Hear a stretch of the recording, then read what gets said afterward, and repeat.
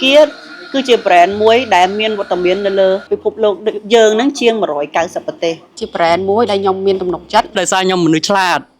Smart Choice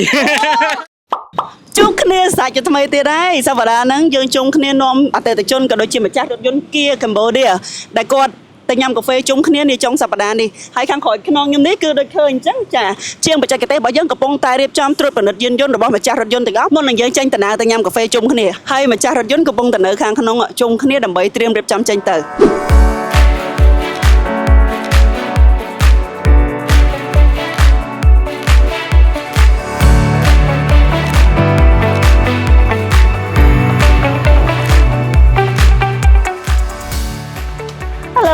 ឥឡូវយើងមកដល់កាហ្វេបាត់ឥឡូវហ្នឹងគាត់កំពុងញ៉ាំកាហ្វេនៅក្នុងឥឡូវទៅមើលគាត់ញ៉ាំហើយនៅតា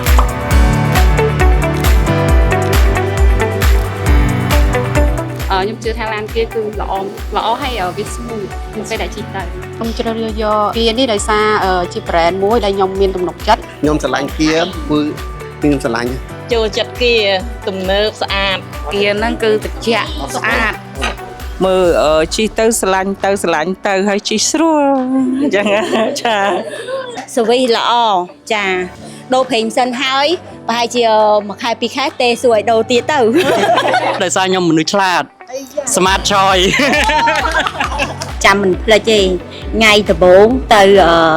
មុងវិធីអូយ៉ាម៉ាម៉ូតូយ៉ាហ្នឹងហើយមិនត្រឹមតែស្គាល់ឡានខ្លួនឯងជិះទេ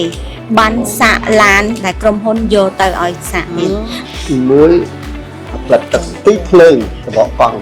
ហើយម៉ាស៊ីនរយៈពេលគុណភាពវា6ខែអញ្ចឹងបើយើងទួ3គីឡូយើងអត់ដល់ក៏យើងត្រូវទៅដូរដែរបាទចូលគ្នា